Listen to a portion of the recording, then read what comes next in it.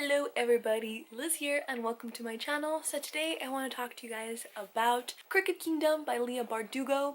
So this is the second installment in the Six of Crows duology. If you don't know what Six of Crows is, it is an amazing book. It is a heist book. So it is about 6 criminals or 6 kids who are, not the greatest people in the world sometimes, and they are thrust together and they are sent on this mission to retrieve a person from a place that's supposed to be impenetrable. So I made a video on this a few weeks ago, almost 2 months, a while ago.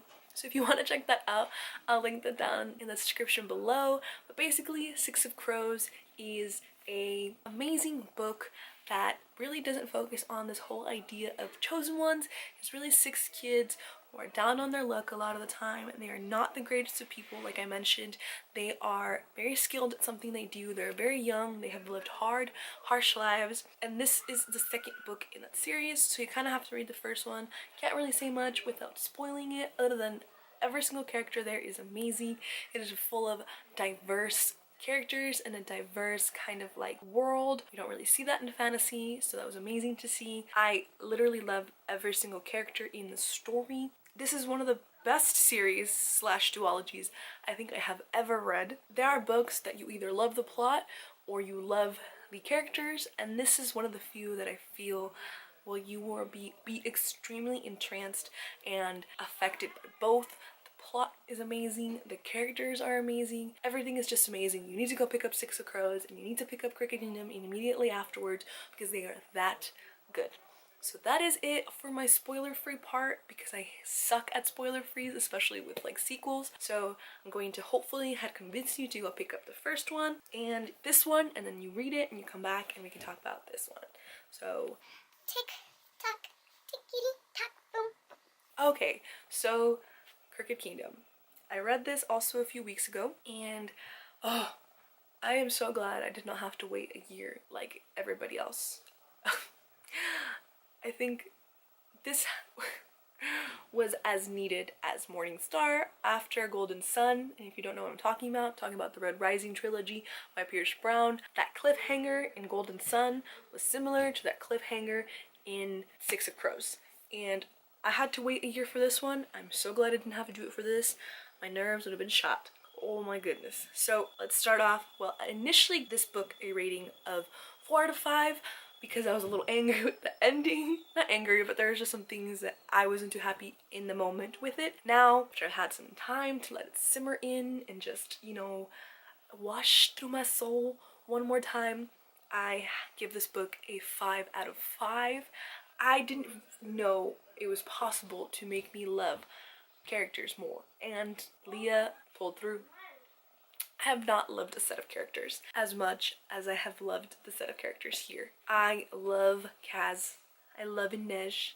I am emotionally invested in that ship. I loved Nina, and I love Matthias, and I love Jasper and Wayland. I love them all. I think I mentioned in another video there's only 3 books now that have done that for me: Red Rising, Akka, Muff, and this book, where I've been so emotionally invested in these characters that I think about it. I think about it a lot. So thank you, Leigh Bardugo. You is a goddess now in my head, because oh my god, I love this series so much. I haven't read the Grisha trilogy, but I am going to do that in the next few weeks. So let's jump right in. So we are left with a huge cliffhanger at the end of Six of Crows. So Inej is taken. We got double-crossed, we got cheated, we got lied to, and we don't know what's going to happen. And yes, I say we because I am part of this crew. I think one of the most impactful scenes was when Inej was on the table and he was going to break her legs. And I can't quote, paraphrasing here, where she's like, he won't take me back if I don't have my legs. She's useless. And I was just like, baby girl, you don't get it. You don't get it. He loves you. He loves you. Kaz is that kind of person that does not show emotion. This is why I compared him to Sean Shelby from Peaky Blinders. You should go check that out, I'm just saying. He reminds me so much of him, and that cold demeanor and that calculating, and he doesn't tell you unless you need to know. And he loves her, and we know it, and we're all just waiting for them to come together. and they technically do at the end, but that's why I had not given it a good rating at first, because I was upset. I was like, what do you mean? Oh, what do you mean?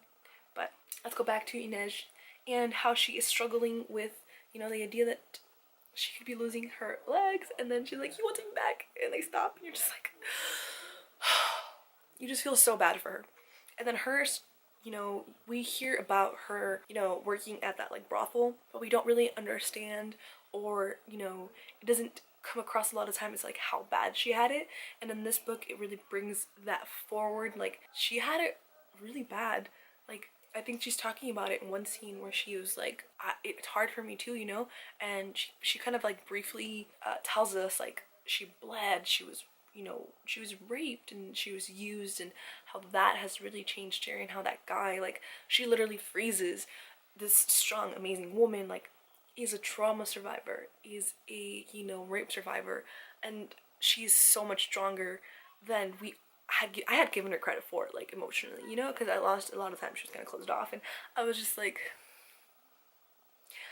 my heart broke a little bit during most of her scenes, because it was a lot of revelation and a lot of, you know, getting to know who Inej really was, and the fact that no matter what happened to her, she's still compassionate, and that she still has like emotions, and she's not completely closed off, and not, you know, willing to let the bad in her life affect her future, you know, or at least she tries not to, because obviously with that kind of stuff, it's gonna bite you in the ass when you least expect it. And I feel like I worded that weirdly, but let's just pretend that I can speak.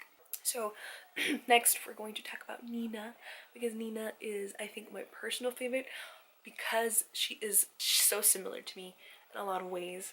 Obviously I'm not a Grisha, but, you know, she's a plus size girl, and I'm not the tiniest girl either. And she kind of has this strength to her that's very silent, and it's amazing. Honestly, all of these characters are amazing, and I can see myself in each and every one of them, but that's besides the point. So we are left at the end of Six of Crows with Nina almost dying from, you know, the Judapardam overdose or the drug, and you see that struggle of addiction and withdrawal from her. Like, she literally dies.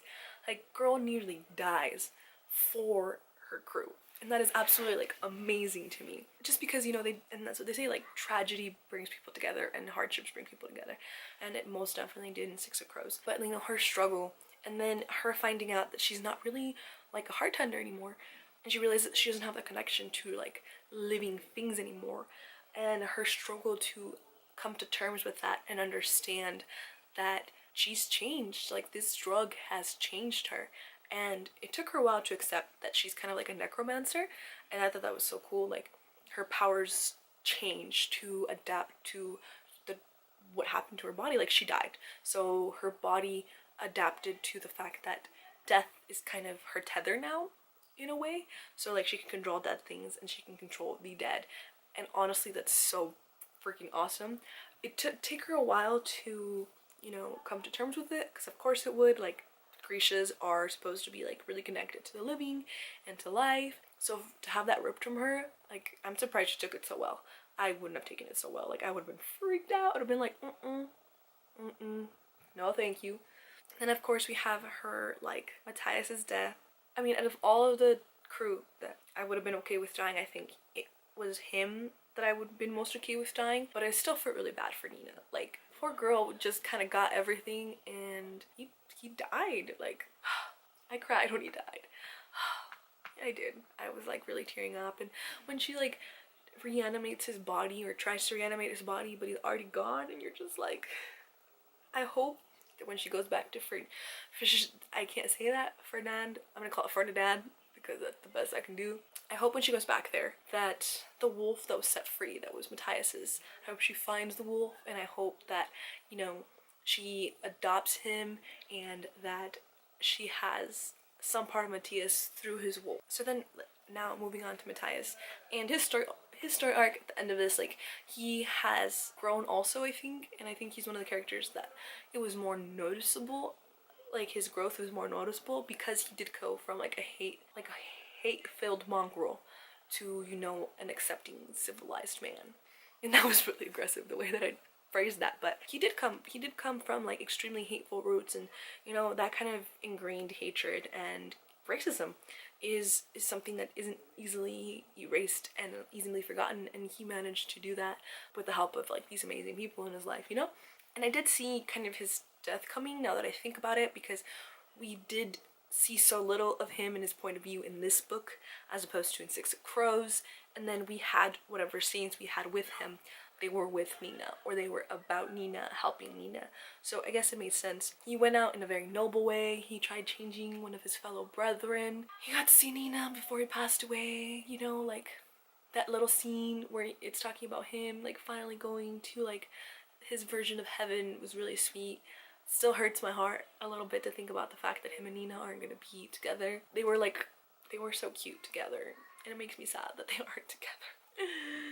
So moving on before I cry, is Jesper, and we learn that he is a Grisha in Six of Crows, and how, you know, he has struggled with hiding that part of him for a really long time, and unfortunately it wasn't his choice, it was his dad's. And you find out his tragic backstory, like his mom, and his poor mom was like such an amazing person, and she died trying to help people. I feel like that's really symbolic to just kind of the storyline where sacrifice things for people you love. It warmed my heart to him a lot more. He is such a funny character. He had a lot of kind of like character development too, in the way that he grew because he wanted to, as opposed to like his circumstances changing him. Yes, his dad was involved, but he came to terms with who he was, and he came to terms with his feelings, especially towards Wayland. But I mean, obviously he liked Wayland before, and they liked each other before, you know, any of that happened, but especially like with his addiction, him realizing that perhaps the sickness that they were talking about did come and did stem from his inability to use his powers, or his kind of almost not hatred but dislike for this part of who he was, because he grew up with his dad not wanting him to end up like his mom. His dad was super cute, like his dad was awesome. I mean, most parents would have been like, no, I'm not doing any of this, but his dad loved him so much. His daddy loved him so much. I just thought it was really cute because they talk about his mom and his dad, like the height difference, and like his mom being taller, and I thought that was really funny because I picture this one couple in like high school, when I was in high school, where the guy was like really short and the girl was really tall. They still look hella cute, but it was just really funny because you don't see that stuff. So it made me giggle every time, in like a good way, because you don't really see that. Like honestly, girls can be a little shallow, myself included, or if a guy's shorter than me, I'm like, no thank you. But I keep going off on these like random tangents. Then we come to Wayland, and I didn't particularly care for Wayland in Six of Crows, but I ended up caring for him a lot in this one.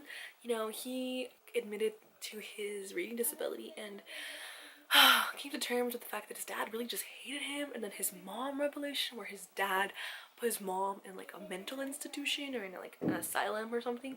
Like, he's a horrible person. Wayland's dad is just, I would have used bigger words, but I'm not going to. He's just a horrible person, and you realize that his greed really ran so deep, and Wayland really just wanted his approval, and he wanted his dad to love him, and he didn't realize how much until, you know, those moments. And it makes me sad because, you know, it sucks when your parents don't accept you for who you are, or they see you as like something to be thrown away because you're not good enough. And I really felt for him there, which is why I think I ended up caring more for his character. And also him and Jesper are just like the cutest thing ever. And like whenever he got jealous because he killed Kywin, like he kissed him instead of Wayland, and then you hear the little cute backstory about, you know, how they liked each other a lot. I don't know, their relationship was just super cute, and I liked them. But yeah, Wayland and him, I'm glad that they ended up together, kind of, right? Now we're gonna talk about my favorite character, and that's Kaz. Like I said before, he is like a Tommy Shelby in my head, because he is like this mastermind. He is cold, but he's not really cold. He cares a lot, but just because of the trauma in his life, he just had a really hard time at first. And it's gonna sound so bad, like when he talked about why he doesn't like to be touched, I was like, really? I mean, I was probably really insensitive, but I was like, really, Kaz? Like, that's why? And then as he starts to describe it, you're just like, oh my god, like, I understand why you don't want to be touched. And I feel like that's kind of you know, a metaphor for just a lot of things in life. It's like, oh, it doesn't sound bad to you, but that's because you didn't experience it. You don't experience it. And I feel like that translates really well into like a lot of conversations we have about mental illness, where we talk about mental illness like, oh, depression, but you don't really know what the person is feeling. You can't really empathize with them. All you have is this word, this idea, or this story. So you can't really be like, oh, it's nothing, because you can't understand it. I feel like that was really powerful because, again, like at first, myself, I'm guilty of it. I'm just like, really, that's why?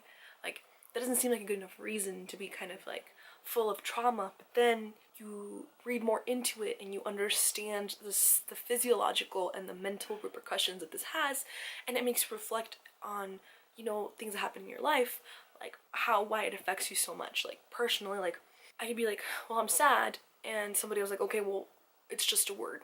Sad is just a word. Yes, you feel a little bit bad, but they don't understand the extent. And I feel like it made me think about that stuff in that way too, you know, where I didn't realize that it was so intense because I didn't understand, and it didn't affect me the way that it affected them. Like, we all live experiences very differently. And again, like, this is why I love this book and this book series so much, is the representation that it has and the things that it provokes you to think about. I mean, we have Kaz being a disabled character, being a badass, and owning the fact that he has a disability. Like, personally, like, I walk around with a cane sometimes because I have a bad knee, and I would always been embarrassed of walking around with a cane because I was like, I'm so young, like, I shouldn't need to walk around with a cane. But reading this made me feel a lot more confident about it, because it's like, well, you don't know why I'm in a cane. It doesn't matter how old I am. You can't devalidate my pain because you don't understand it. And I'm gonna own the fact that I have a cane. And also, like, with Nina, like, I'm gonna own the fact that I'm plus size, because I've seen that you can be beautiful and be plus size, and you can have like all this stuff and be plus size. And I'm not gonna cry, it's just my voice because I'm sick. But I mean, I kind of get really emotional about this stuff because I think I tweeted to Leah where I was like, thank you so much for including these characters and not making them like the pity of the story, or, you know, you feel for these characters and you understand and you care about them, and you just it's like hard to explain kind of without repeating myself, but like, guys, diversity is so important, and I didn't realize how much I wanted these characters and how much we lack seeing them in the media, and B, in books until you read them. And I didn't realize how much I wanted people of color, women of color, you know, people with disabilities that were not seen as the butt of the joke and were badass and awesome and main protagonists and all this stuff. I think that's also why I love this series so much. Like, it made me realize all this stuff, and it made me fall in love with this book series and open my eyes to a lot of things. It just provoked a lot of thoughts and a lot of, you know, discussions in my own personal life. I loved this series so much. Six of Crows duology, Red Rising, the Red Rising trilogy are my two favorite books/book series. Officially, it's official. I love them so much. I'm gonna reread this soon. Not only is it, like I said, like one of those books where you fall in love with the characters, but you care about the plot, and the plot is an extremely important part of the series. Like, some books are very character driven, and the plot is kind of takes the, you know, passenger seat. But in this one, the characters and the plot line are so important and so intertwined that you care about both of them. It's freaking amazing. The dialogue is amazing. Come on, like, I mean, just Leah is like a genius when it comes to like the plot. The twists and turns, like, you think that it's gonna go bad and then it doesn't, and it's just like in a realistic way where you're just like, oh my Jesus, like, you're on the edge of your seat. It's hard to not move on to the next chapter. You're just like on your toes the entire time you're reading it. It just made me so happy. Like, I wanted to just read all of this in one sitting. Obviously, it's a pretty big book, and I had school at the time, so I couldn't. It was so amazing. The first one, I fell in love with like the idea of like the heist, and then how all of these things went wrong, but then they changed it and they adapted, and it was just like, I could see it like on a TV screen, and it was freaking amazing. Oh. And this book is more like, I don't even know how to describe this book, like a thriller, I guess, is a really good way to kind of, like an emotional thriller. It's a good way to describe it. I just loved it. I just loved it so much, and there's just so many moments where I was just like, oh, this shit. Let's talk about Inej and Kaz, guys. Inej and Kaz. I love them. They're officially my number 1 OTP in this series because, you know, my other OTP died. But it's not like I'm bitter about it or anything. I'm not, I mean, a little bit, but like they're both like victims of trauma and they both have PTSD, and we all wanted them to kiss, of course, but I knew it didn't make sense because of all they have to overcome to be able to get to that point.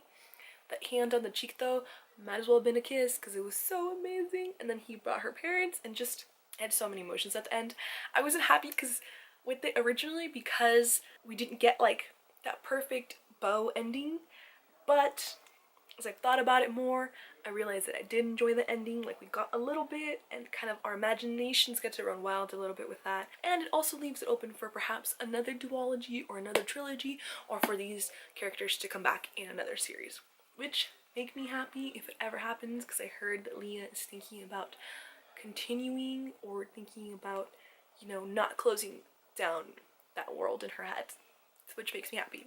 But yeah, like, we really don't get what happens with Wayland and Jesper. We know that they're gonna be together, but that's kind of all we get. Like, are they gonna be happy? Are they gonna get married? Like, is his mom gonna come back? Is his mom gonna be okay? Nina, does she make it back to Ravaka? And is she going to continue her missionary work to convert all the big bad Fernidads and bring them into the light? Is she gonna find the wolf? Let's hope. I'm just gonna throw that out there. I really want her to get reunited with that wolf. Is Inej really going to, you know, go out into the sea now that her parents are back? Are her and Kath gonna work through their issues together and then become a couple, hopefully? Are they not? Are they gonna decide that they do love each other, but it's going to be a non-sexual relationship and it's just gonna be emotions and perhaps intimate moments? Not, obviously intimacy does not necessarily mean sex, but you know, all that stuff. And what happened with that last chapter with Pekka Rollins? Like, is he going to play a major part later on, or are they going to search for him again and find him? So many questions that didn't get answered, but I'm okay with now because it leaves for the possibility of some awesome fan fiction, as well as the possibility of Miss Bardugo, you know, bringing them back in a different series or mentioning them again, and or even novellas. Those would be cool too for this book series. I didn't realize how many minutes this was already. I feel like I just ramble for a lot of the time and I really don't talk about like this proper literary terms, and I'm sorry. But I feel like proper literary terms and fangirling is what I mix and comes out of me, and it's like word vomit, guys, honestly. Because if I don't just say what I'm thinking at the moment, I sound really fake. So it was such a good book. It was such a good book. It was written so well. So well. It was just written so well. And I could not be happier. Thank you so much, Kari, for making me buy this series. I don't regret it at all. I love it. I love it. It's so good. And I'm super excited to read the Grisha trilogy in the next year and to kind of like hopefully meet Leah Bardugo, because she is awesome, and I know I don't know her personally, but she's my friend in my head. And yeah, like, I aspire to write something as great as this one day, and I thank her so much for, you know, writing the story and giving me this new outlook on what I want in my books and what I want to see in the world. So thank you, Leah, for this amazing world and for everything I just said. I love this book series so much. I hope that you're still here, considering how long this is, or I hope you're still here and that maybe some of the stuff I said resonated with you and you want to have a conversation about it. I'm always more than willing to talk about my favorite books, and this is officially one, so I'm more than willing to talk about anything in the story that maybe I missed or that we interpreted differently. So, not... But yeah, that is all from me. Have a good morning, afternoon, night, whenever you're happy to be watching this, and happy readings. Adios!